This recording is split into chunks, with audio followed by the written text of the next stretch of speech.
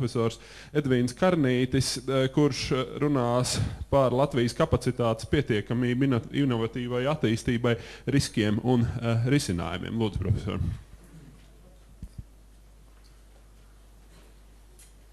Paldies, labrīt. Nu jau ir diena, jau labdien, jau ir rīts, jau pa vēlu. Tātad es runāšu drusciņu, varbūt plašāk, kā to redz Nacionāla attīstības plāna ekspertu fórums, kā to redz tātad Latvijas strateģiskās attīstības tā konceptuālā virzība, kas ir vairāk vai mazāk iedibināta. Ir skaidrs, ka runājot par zināšanu procesiem un inovāciju, protams, ir tas, zināmā mērā, integrējošais jēdziens, kas ietver zināšanu procesu, sākot no izglītības un beidzot ar gatavā produktu pārdošanu tirgu. Ir svarīgi daudzi un dažādi faktori, bet ir galīgi skaidrs, ka tas inovators, tas smadzenes, tas darbinieks visās šajās sfērās, tas ir tas, kas šo procesu nosaka. Un atšķirībā no citām darbībām ir galīgi skaidrs, ja viņš grib, tad viņš to dara, un ja viņš negrib, tad viņš to nedara. Viņam ir jābūt skaidrai motivācijai, viņam jābūt skaidrai vēlēšanai, un tur tā valsts loma, ko viņi var darīt lietas labā, beidzās ar to, ka viņi ar saviem iespējamiem līdzekļiem šo motivāciju un šo virzību var radīt. Var radīt studentā, var radīt inženierī, var radīt biznesmenā, un var radīt zinātniekā, un var radīt arī tirgotājā. Lūk, tāpēc tas valsts uzdevums ir šajā ziņā radīt to nodrāsto vidi, kā pie mums to mēdz teikt, ja es gribētu teikt, radīt to burkānu, kādēļ būtu tam inovatoram šāds ceļš jāizvēlās, šāds ceļš jāiet, un tad ir tās strateģiskās darbības, plānošana un viss pats pārējais, un tā ķēze visam tam klāt vēl ir tā, ka viss šīs darbības ir ļoti ilgtermiņa. Parēķiniet paši, cik aiziet mācīšanās, parēķiniet paši, ka viena medicīnas preparāta izstrāde aizņem 10 gadus, un tad tu pēc 8. gada konstatē, ka ir zieps, un tā tālāk un joprojām. Līdz ar to stabilitāte, pārmantojamība, imtermiņš un viss pārējais ir tas, kas šo burkānu tādā vai citādā veidā rada pie dzīvības visos tais aspektos. Nu, paskatīsimies, kāds šobrīd ir, un kāds ekspertu fórums lielā mērā ir konstatējis, kas būtu darāms lietas labā situācijas uzlabošanai. Un lielties te būs tieši ekspertu fórumu domas, un šādas un tādas ķecerības, protams, nāk arī no manas puses. Galvenokārt tātad mēs runāsim nevis par Krievu revolūcijas pirmo jautājumu, kto vinovat, bet par otro jautājumu, što ģeleķi. Tā, kā tad ar šito tagad var tikt uz priekšu? Tas nav īstais.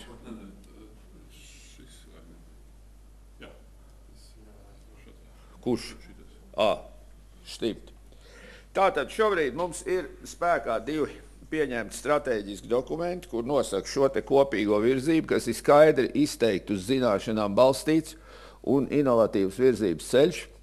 Pirmais ir Latvijas attīstības modelis, kur pieņēma 5. gadā Saeima, kurš definē 3 galvenos jēdzienus priekš valsts attīstības šajā ziņā. Pirmais tas ir resurss. Lai kaut kas attīstītos un izaugtu, ir vajadzīgs tāds vai citāds resurss, un definē to, ka tieši zināšanas ar visu plašu pielietojumu ir tas mūsu resurss, un ķēze ir tāda, ka mums plāna B nav un nevar būt, jo otra resursa nav. Viss tās runas par koku materiāliem un citām lietām, tas nav stabils resurss un ilgtermiņa izaugsmē.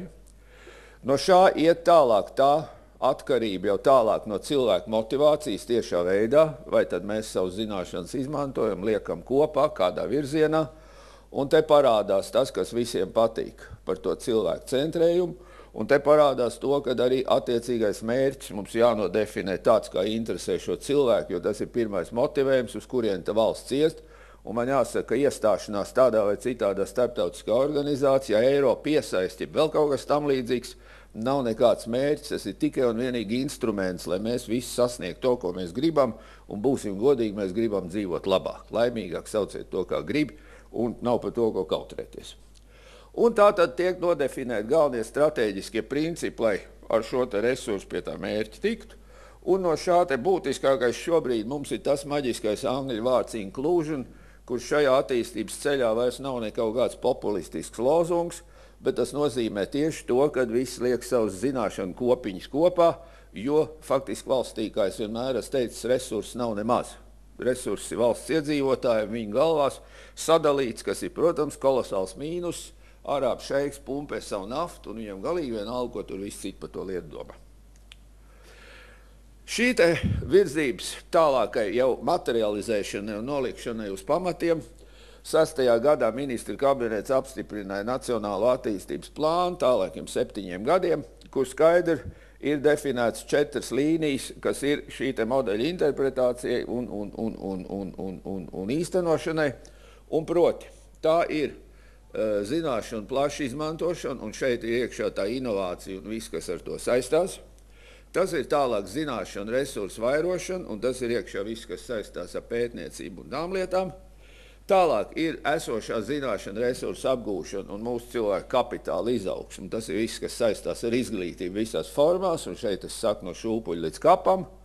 Un beigās tas ir tas, kas vērsts uz dzīves kvalitātes izaugsmu, lai tas cilvēks būtu motivēts, lai viņam nebūtu jādomā, vai tur dzīvoklis ir, vai tur sieva neprasa par daudz naudas, vai bērns nav slims, un Dievs, kas vēl viss, kas pasaulē slikts viņam notiek. Tātad tie 3 pamatvaļi, ko rādījuši pētījumi, kas ir šīs te labklājības, šīs te dzīves kvalitātes pamatā mūsu tautai, un tā ir labklājība, tā ir drošība, un tā ir ilgspēja visai šai te lietai. Tātad šāda programma ir pieņemta. Jautājums tātad, kā mums iet ar viņas izpildīšanu. Pēc tam visam tagad mums ir nākuši klāt vēl viena ķēze visā šai lietā, kas jau tika pieminēta, un es te nezinu tagad, kurš ir tas riktīgais vārds, kuru var teikt, lai nav pēc tam jāiet skaidroties, nosauksim viņu par pārējošām grūtībām. Un proti, tātad, cik tad mums tas iespaidos un cik tas mūs no gaišā mērķa novērsīs nost. Pirmo reizi, kad sākās šāda te stratēģiski ilgtermiņa plānošana, tas bija 99. gads, toreiz mēs uzlikām it kā tādu koridoru, kādā būtu vēlams valsts attīstībai ekonomiski un kāda viņa būtu reāli. Un, proti, tas bija koridors starp to, ko mēs nosaucam par lēno konverģenci uz Eiropas dzīves līmeni, un tas tā tad ir Eiropas vidējais plus 3,5%, un straujā, ja vienkārši konverģenci, kas ir Eiropas Savienības vidējais plus 5%. Nu, mēs šajā koridorā esam arī stipri, labi, godīgi runājot, turējušies iekšā. Šeit mums bija skaidri redzams, kur ir 98. gada defaults, kas mūs nosit uz lēno konverģenci, protams, no kur mēs atkopāmies.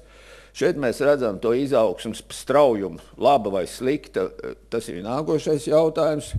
Kāda viņi bija vai ne tātad pēc iestāšanās Eiropas Savienībā. Nu, cik mēs tagad atkal atgriezīsimies šajā koridorā dziļi atpakaļ, es negribu prognozēt, tas acīm redzot nebūtu visai korekti un pareizi, katrs tagad filozofē, ko saprot, bet es gribētu teikt, ka nezvai no šī koridora mēs ārā izkritīsim arī pēc šī krituma. Es nezinu, vai mēs nobrauksim līdz 56, 54 vai 55%.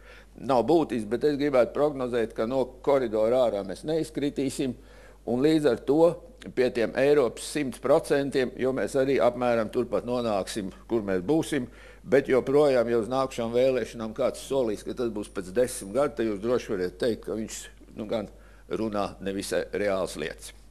Bet ir lielākā problēma šajā brīdī, un proti, pēc ekspertu domām mums nevisai labi izdodas nodalīt šobrīd taktiskos uzdevumus, kas ir vērsti priekš tā, lai izkļūtu no šīs bedres ārā, no stratēģiskajiem uzdevumiem, kas ir vērsti uz ilgtermiņu. Un šobrīd ļoti daudz, diemžēl, mūsu darbības sāk atgādināt to, ka ziemā parādās grūtības un tad noēd sēklas kartupeļus.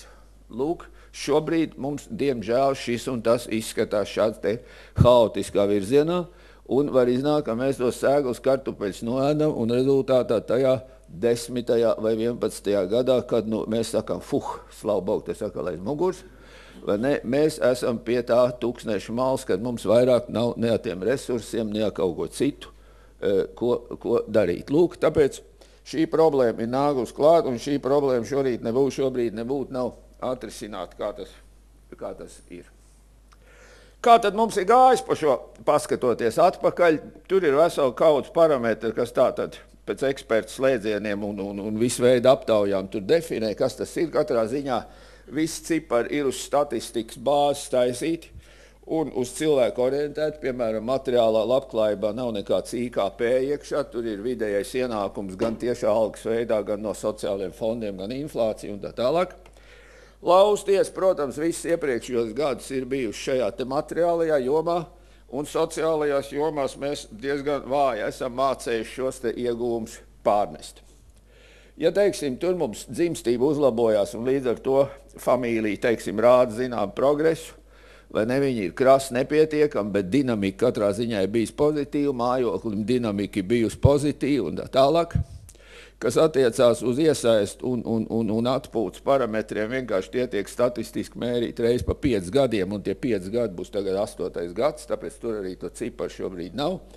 Bet es gribu teikt, ka ir 2 vai pat 3 vietas, kuras ir kritisks mūsu šai attīstībai, un proti, pirmais tā ir veselība, kas saistās ar to pašu vidējo jaunpiedzimušo mūžu ilgumu, vai ne? Mēs esam pēc tāda maza cēluma šobrīd atkrituši 90. gada līmenī, kas nu nekas foršs nav, un ja te Indāna kungs vai ne noskaitītos cipars, pēc kuriem iznāk, ka es jau kādu gadiņu jau dzīvoju uz kādu citu rēķinu, nu nekāda forša duša nav, sajūta pie tam nav.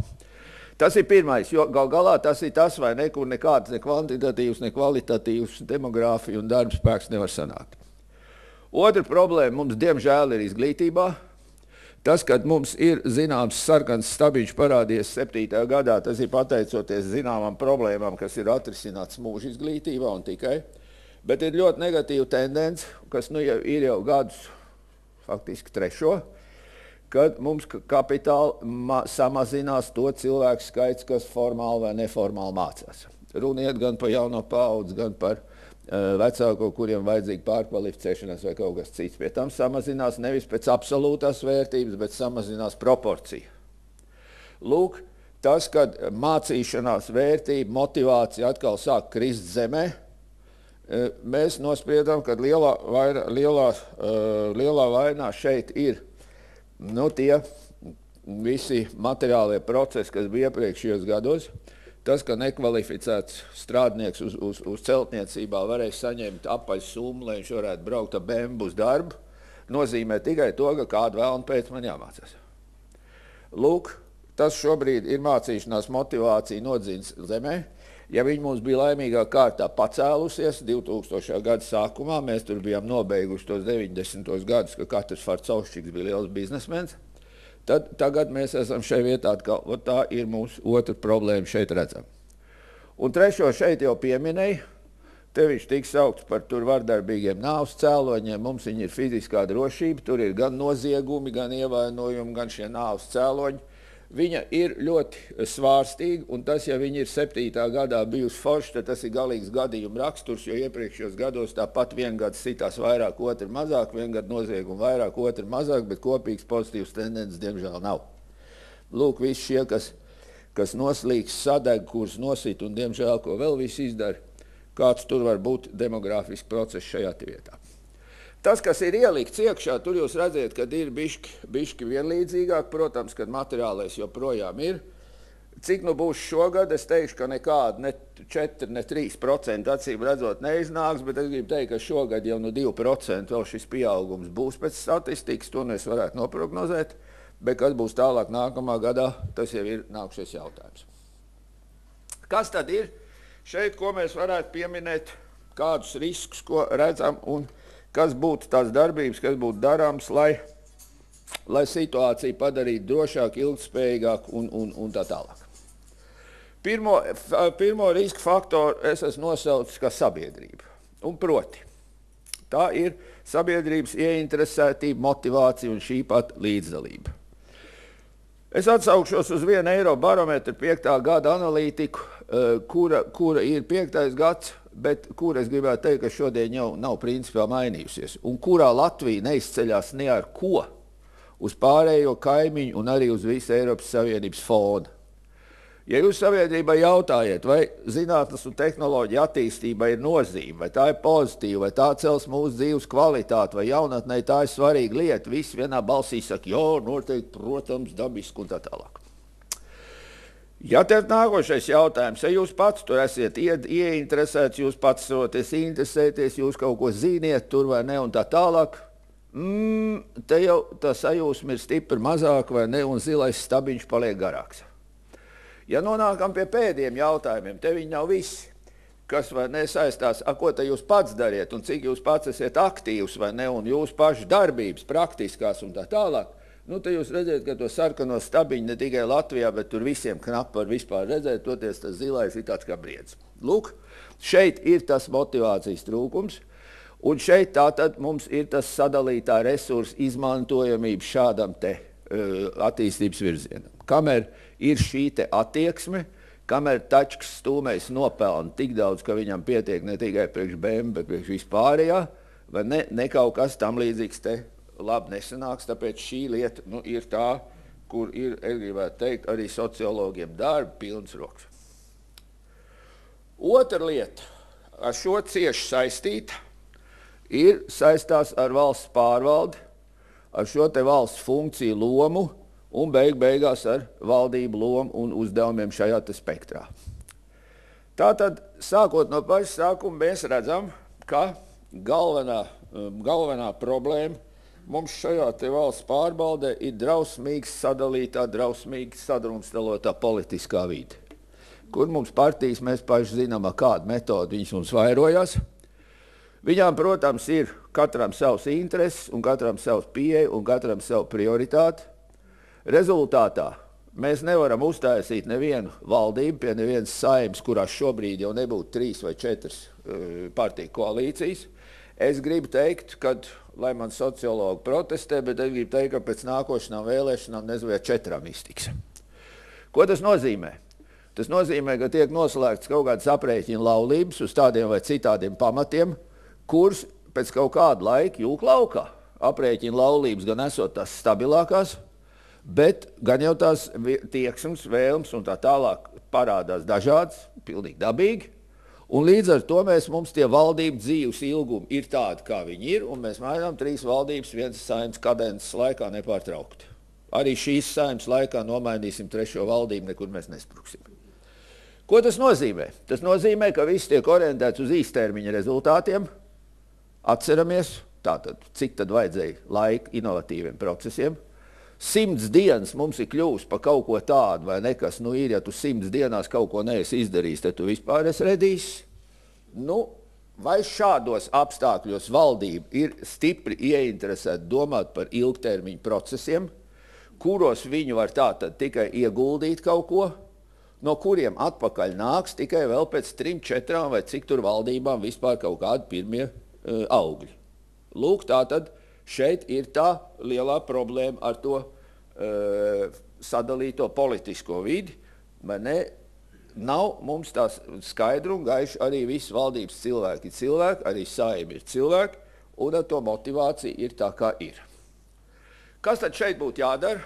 Tā labā ziņa ir tā, ka saeimi pieņēma likumu, kas saucās attīstības plānošanas likums, viņš stājās spēkā pēc nepilna mēneša, un kurā jau ir nodefinēts šādu te plānošanas dokumentu, struktūru, viņu pakļautību, viņu hierarhiju, viņu atbildību un arī viņu īstenošanas kārtību.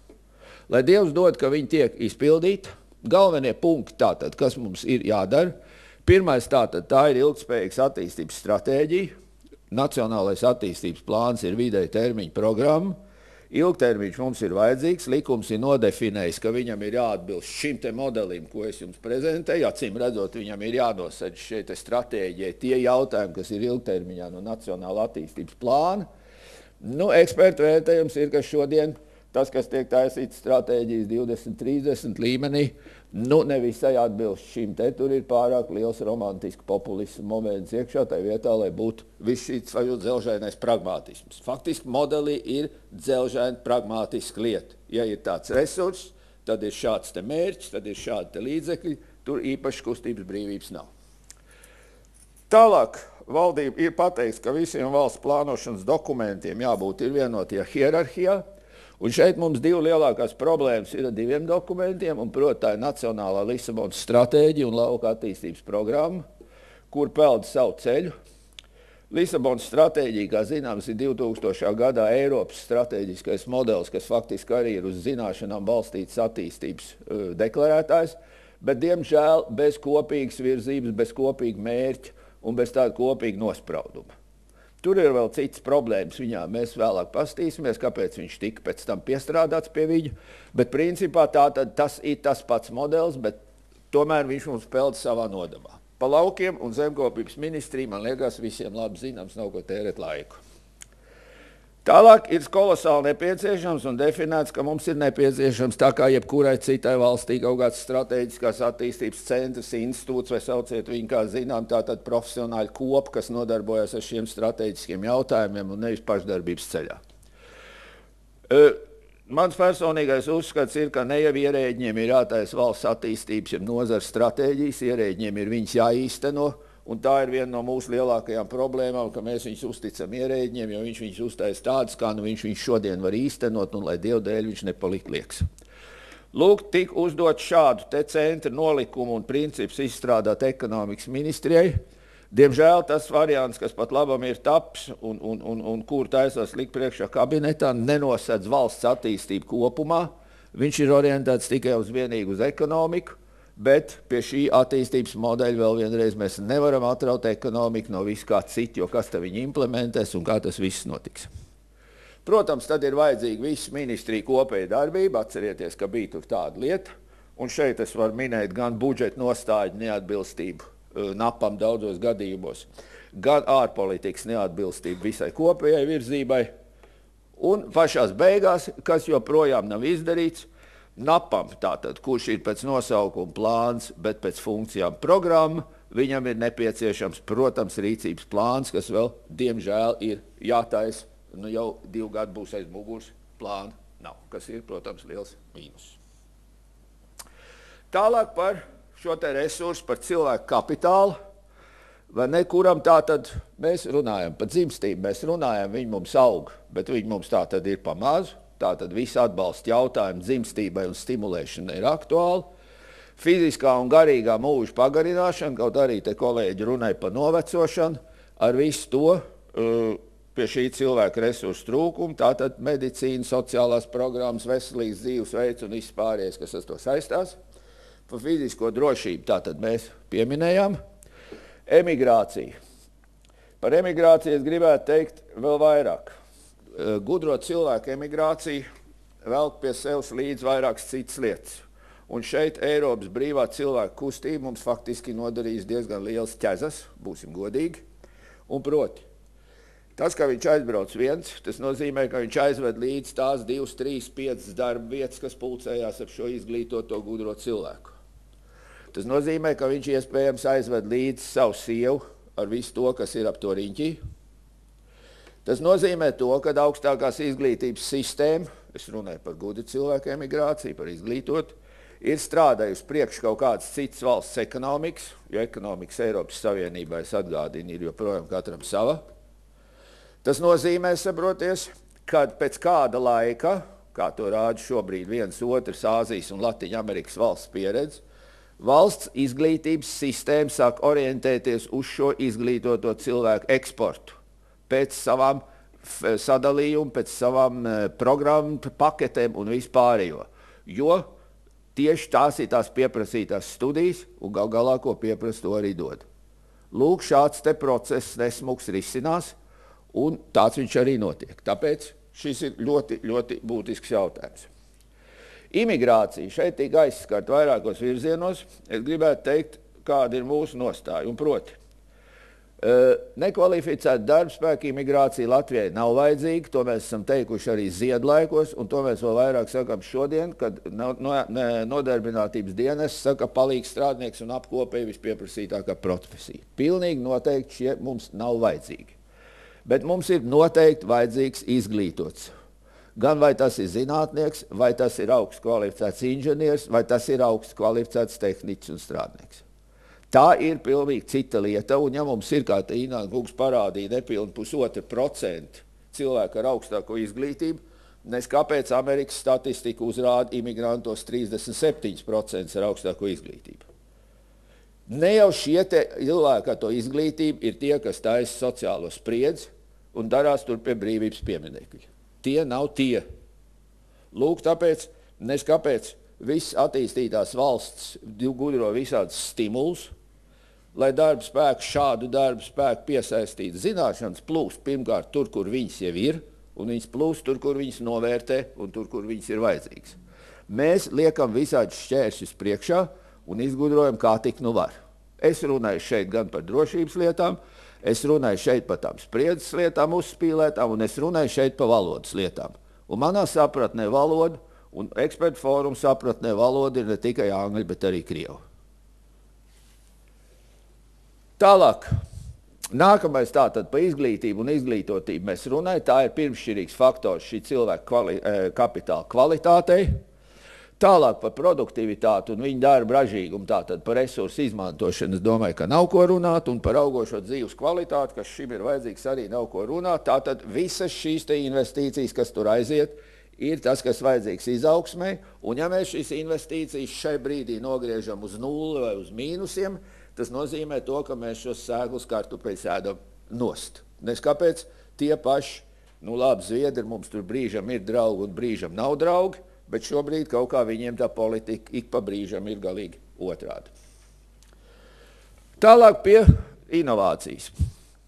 Tautsaimniecības struktūra, protams, mums šodien ir tāda, kas tikai krīzē dzen iekšā. 11% ražojošais sektors, gan nav nevienai Eiropas valstī.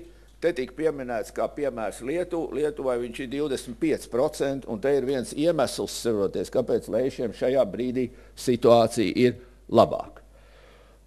Iepriekšējā krīzes laikā, pēc Krievijas 98. gada defaulta, mēs izlīdam ārā pārliekot savu tautsaimniecību uz diviem akcentiem. Pirmkārt pakalpojumu, otram kārtām rietumtirgus. Šobrīd šīs iespējas ir nosmeltas, un šobrīd mums ir jāiet atpakaļ un acīm redzot taisni pretējais ceļš – ražošana un austrumtirgi. Līdz ar to jautājums par prioritātēm, un šeit tā tad acīm redzot, ja mēs runājam par inovāciju un visu iesaisti, tad prioritāte var būt vienīgi inovatīvi, augsts, tehnoloģiski, zināšana ietilpīgi, sauciet kā grib produkti, un nekāda nozara prioritātes nevar tikt definēts, tas ir viennozīmīgs arī visu nozara asociāciju priekšstats. Nav labas un nav sliktas kokapstrādes. Ir labi un slikti produkti, ko kokapstrāde eksportē Latvijai izdevīgi un neizdevīgi. Gluži tāpat kā medicīna jau ir kļūst mums par eksporta produktu, ir pēdējais laiks arī augstākai izglītībai kļūt par eksporta produktu un noņemt nost tos ierobežojumus, kas tur ir, tā skaitā valodas ziņā. Uzņēmēja darbības atbalsts, par ko mēs visu laiku runājam, ir pēdējais laiks viņam kļūt selektīvam un prot atbalstot tieši šo inovatīvo attīstības virzienu no tā, ka viņš tiek atbalstīts plakani, vai ne viss vienalga, ko tu dari, sākot ar daudzajām betona rūpnicām, redz, ko viņas viss ir tagad. Otra lieta, kas šeit ir iekšā, tas ir eksporta atbalsts, un eksporta atbalstā arī pēc ekspertu domām ir jātaisa viena principiāla izmaiņa. Kā tirgot, protams, ir svarīgi, vai ne, un kā mēs zinām, pat Blaumaņa darbos, vai ne, ir tur tas vienīgais tirgotājs nav latviets, bet, saproties, ir daudz svarīgāks jautājums, ko tirgot. Un līdz ar to eksporta atbalsts, tātad, ko tirgot, attiecīgais produkts, un nonākam atkal pie tā pirmā punkta, tas būtu tas prioritārais. Eiropas fonda izmantošana ir vēl viens piemērs, kur mēs, saproties, šobrīd nostumjam malā. Ir pagājuši jau 2 gadi no jaunā perioda, un mēs neesam izmantojuši neko. Un mēs sakam, nē, mums vēl tur ir cik tur 10 visādi noteikumi un vispārējais jāiztais. Nākam gadu uz septembri, un mēs kaut ko sāksim izmantot. Puslaiks būs garām. Vai tas būtu tas pareizākais variants? Es nerunāšu par visu to birokrātiju, es nerunāšu par to, ka iesāktās idejas par kompetences centriem ir nomirušas, mūža izglītībai šobrīd Eiropas fondi tiek nokancelēti, patentēšanas jautājumi biznesam ir nokancelēti un tā tālāk un tā tālāk. Lūk, tas ir viss tas, kas grauj ilgtermiņa procesu, īstermiņa taktisko darbību dēļ. Protams, ir nepieciešama biznesam attiecīga motivācija šai virzienā, jo beigās bizness tātad interesējās tikai par peļņu, tātad likumdošana, nodokļu politika un tas, kas var būt, lai viņš būtu šajā te īpaši brīdī, kad ar kredītiem ir liels problēmas un būs vēl tehnoloģija, tas nozīmē kredītu, lēts darbspēks nozīmē, ka kredīts nav vajadzīgs. Lūk, tā tad viss tā ķēdīte veidojās diezgan pagara. Pētnieku motivācija, akadēmiskās sabiedrības motivācija, tā skaitā morālā motivācija šobrīd nav nekādā veidā vērsta uz praktiskām darbībām. Tātad, ja tu uzraksti 2 rakstus, tad tu esi liels zinātnieks. Ja tu uztaisi kārtīgi iekārtu, tad tu no akadēmiskās sabiedrības viedokļa jau diezkas neesi. Lūk, tātad viss tas, lai būtu attiecīgās motivācijas. Nu, pēdējās laikā tur tātad ir virkni praktiski jautājumi, par kuriem mēs esam diskutējuši. Tas ir gan patentēšana zinātniskā iestādē, tur ir visādas problēmas, gan arī publiskā privātās partnerības jautājums. It kā tik triviālā problēmā, kad zinātne ir piepirkusi milzu daudzumu visādas modernas aparatūras, kur zinātne vien noslogot nespēja, bet visos līgumos ir iekšā izmantošana biznesa mērķiem šai aparatūrai ir stingri aizliegta. Tas nozīmē, ka uzņēmēji pie viņas klāt nedrīkst laist, lai viņš tur kaut ko nomērītu, sataisītu un Dievs ko visu izdarītu. Vēl viena lieta, kas ir galīgā veidā saistīta ar inovatīvo darbību un resursu, ir tā ideja, kas ir ielikt napā, un proti tas ir policentriskā attīstība pretstatā tam monocentriskajam modelim, kāds mums ir šobrīd. Un proti, ko tad nozīmē šis policentrisms? Kā es teicu, zināšanām ir tendence koncentrēties, un no šejien tas silikona ielejas, tā ir faktiski tikai zināšana koncentrēšanās. Tas, kas mums šobrīd ir administratīvā reforma, protams, nav nekāda attīstības jautājums, vai ne, un ne kaut kāds 105 vai 135 attīstības centri mums nav un nevar būt, priekš tā mums vienkārši nepietiek resursu. Jautājums ir, vai pietiek viņi tur, kur ir šobrīd reģionālās universitātes, izskatās, ka arī pa daudz, bet droši vien, ka pa 5 centriem mēs varam runāt. Tātad savienojot Liepais un Ventspils potenciāli, Jelgavai viņš būtu pietiekams, priekš Zemgales savienojot Rēzekni un Daugavpili, problemātiski ir, protams, Valmieras stūrs. Tātad, acīm redzot šajā ziņā, tas, ko sauc politiski par otro līmeni, lūk, no šādas te policentriskās attīstības viedokļi ir absolūti nepieciešams. Un otrs jautājums šajā procesā ir Rīgas loma. Rīgas loma, protams, un kapacitāte ir nesalīdzinām lielāka nekā visur citur. Jautājums ir par cik un kā šo kapacitāti izmantot tiem pārējiem reģioniem, kā Rīgai šai funkcijā piedalīties. Lūk, šajā vietā Rīga, diemžēl, vēl ir ļoti inerta, un viņi domā, ka ja viņi iemaksā 60 vai cik tos miljonus izlīdzināšanas fondā, tad ar to pietiek? Nē, nepietiek. Nekāds policentrisms un nekāda attīstība, ja Rīga, nu kā var teikt, nestaros savu kapacitāti un savas zināšanas pa tiem reģioniem un neveidosies tas vienotais zināšanu lauks, nekas nesanāks. Bet, ja viss šitas te notiek, ar visu to es gribu teikt, ka ir liela problēma, un problēma ir tajā trešajā riska faktorā, kas saucās mazums. Mazuma piegaršs tātad gan mūsu tai demogrāfijai, iedzīvotāju skaitam, līdz ar to resursam, un mazuma piegaršs mūsu tautsaimniecībai, pat tad, ja viņi visi iet rullē. Tie 0,03 vai cik procenti no globālās iedzīvotājiem un globālās ekonomikas nozīmē, ka mēs esam sadarbības tīklā ļoti mazs partners un līdz ar to ļoti vājš partners. Tīkla teorija un tīkla pieredze saka, tīklā mazs partners ir vēl vājāks nekā tad, ja viņš ir ārpus tīkla. Lūk, jautājums tātad, kā mēs varētu šo te lietu labot, kā mēs varētu panākt, lai orgsintēze, sintezējot jauno preparātu, viņi nepārdod pa niegu 20 000 un Angļi nepaņem patentu, bet tai vietā mēs ņem tos miljonus un miljardus, kas nāk no viņa ražošanas, ko tātad piesaistīt pie tiem 10 gadu klīniskajiem pētījumiem un ražošanas organizācijas un tā tālāk, ko darīt, lai Sidrab nepārdod savu tehnoloģiju par lielu naudu, bet tomēr par lētu naudu, salīdzinot ar to, ko pelna tas, kas to produktu ražo. Lūk, kā acīm redzot, kaut kāds kooperatīvs, kaut kāda kooperācija, kaut kāda sadarbība ir šai gadījumā nepieciešama.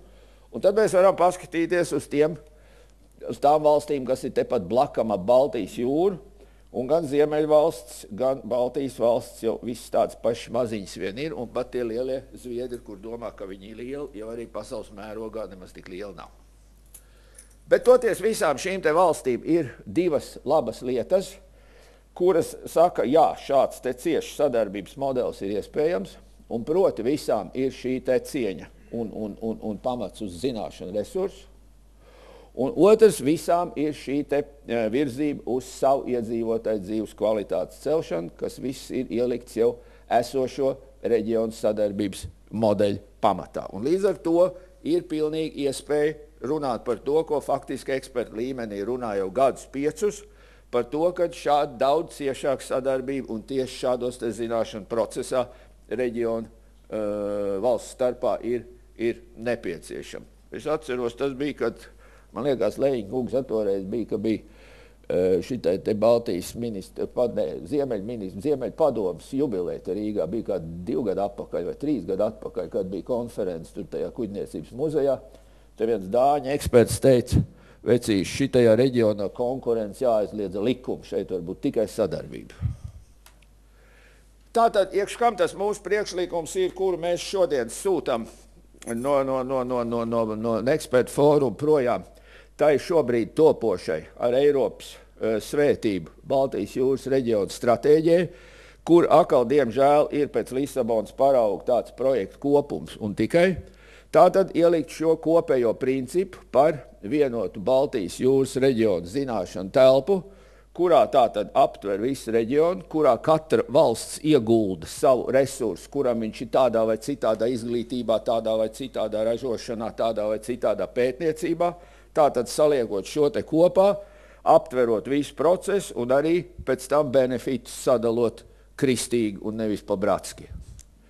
Tātad šim nolūkam ir vajadzīgs politiskais pamats, un daudzās esošās Baltijas jūras reģiona politiskās organizācijas ir pilnīgs pamats šeit lietai. Tāpatās viņš varētu būt arī tas, kas procesu pēc tam uzpasē. Ir vajadzīgi nepieciešams harmonizēt attiecīgo normatīvo vidi, kas mums tomēr ir zināma atšķirība, kaut vai intelektuālajā īpašumā. Un beigās te tika pieminēts par Eiropas valsts dažādību. Reģionālā jautājuma paliek Eiropas Savienībā ar vienu interesantāku un asāku, un ja tas viss iet uz priekšu, tad galā kā pilotu projekts pēc pārējās Eiropas Savienības, viņš jau no paša sākuma šobrīd tā stratēģija tiek domāta, un viņš šāda veida tiešām stratēģiska un nevis projektu līmeņa implementācija var būt derīga. Mūs ļoti baida šis tīrais projektu līmenis, jo tas nozīmē tikai to, ka zinām nauda tiks noņemta no Eiropas fondiem nost visiem, bet būs apmēram tā kā ar Eiropas vienoto pētniecības telpu, kur mēs tiekam klāt pie diezgan mazas daļiņas. Praktiski tas varētu būt realizēts caur Baltijas valstu metropolēm, kur zinām sadarbība jau šodien eksistē. Faktiski runa varētu būt par kaut kādu 21. gadsimta Hanzas Savienības modeli. Un šeit atkal būtu ļoti labi priekš mums, jo godīgi runājot Rīgas kapacitāte un konkurētspēja metropoļu vidū ir krietni lielāka nekā Latvijas konkurētspēja valsts vidū. Tas ir mums galīgi skaidrs. Un līdz ar to šāds tas varētu notikt, bet metropoli savukārt pēc iepriekšējās teorijas tad ir tas dzinējs spēks priekš attiecīgā reģiona vai valsts. Un pēdējais riska faktors saucās Eiropas Savienība. Pieminētā Lisabonas stratēģija 2005. gadā tika stipri apgraizīta, un ļoti klusi mēs vairs neesam un necenšamies būt par visdinamiskāko ekonomiku pasaulē, jo gal galā mēs ne attīstības tempos, ne intelektuālajā produktā neesam paspējuši ieņķus sasniegt.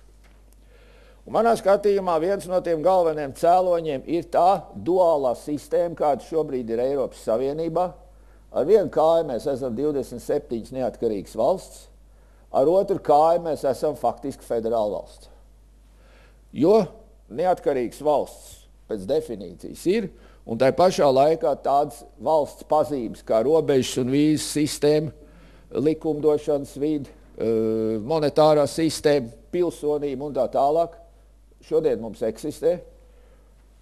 No vienas puses mēs kā valsts strateģiski valsts tīkls tātad runājam un ilgi un diskutējam un garu un plaši taisam strateģiskos virzienus, ļoti pazaudējot laiku. No otras puses, pēc tam mēs izdodam regulas un direktīvas tādas, kas ir vienādas. Slavu Bogu, nākamgad vairāk gurķu līkumu netikšot regulēt. Varēšot tomēr ēst arī līkus gurķus. Bet tomēr no Spānijas līdz Igaunijai visiem ir vienādi vai nenodot vai ne pēc direktīvas, un tur solis pa labi, solis pa kreisi, labi mēs zinām, ar ko beidzās. Mēs joprojām esam katrs ar savu ekonomiku, bet šīs brīvās kustības, es jau pieminēju cilvēku kustību, kas aiznes prom zināšanas, šobrīd sākušās runas par to, kad vajadzētu vēl iedefinēt 5. tātad brīvu zināšanu kustību. Tas mums nozīmē tikai to, ka mums zināšanas aizplūst projām, nekompensēts. Bez tam tie pārregulētie, manā skatījumā, Eiropas ekonomikas sektori, kā telekomunikācijas, kā enerģētika, kā lauksaimniecība, neatbilst nekādīgi atsevišķu nodalīt ekonomiku principam. Līdz ar to jautājums, ja Lisabonas stratēģija šādā situācijā izrādījās neveiksmīga, vai mēs šādā situācijā spēsim tikt ar šo savu modeli galā, un šeit būtu arī mums jādomā par šo tēmatu. Protams, saproties, jaunais Lisabonas līgums šobrīd, es nezinu, uz kuru pusi viņš aizies, bet arī tas jau vēl nav nekāds risinājums. Jautājums par to, kas ir labāks. Man personīgā nostāja galīgi skaidra, ka tikai viena liela valsts ar ātru lēmumu pieņemšanas kapacitātu un kopīgu darbību var būt konkurētspējīga šajā pasaules tirgu. Bet es nebūtu neesmu tādās domās, ka to var realizēt. Bet katrā ziņā šāda sēdēšana uz 2 krēsliem mēs labi zinām, ar ko tas parasti beidzās. Paldies! Paldies Karnīškungam par šo te visnotaļ izsmeļošo fundamentālo pārskatu. Tagad mēs pārējām droši vien arī, jā, bet īsi, jā, tad, jā.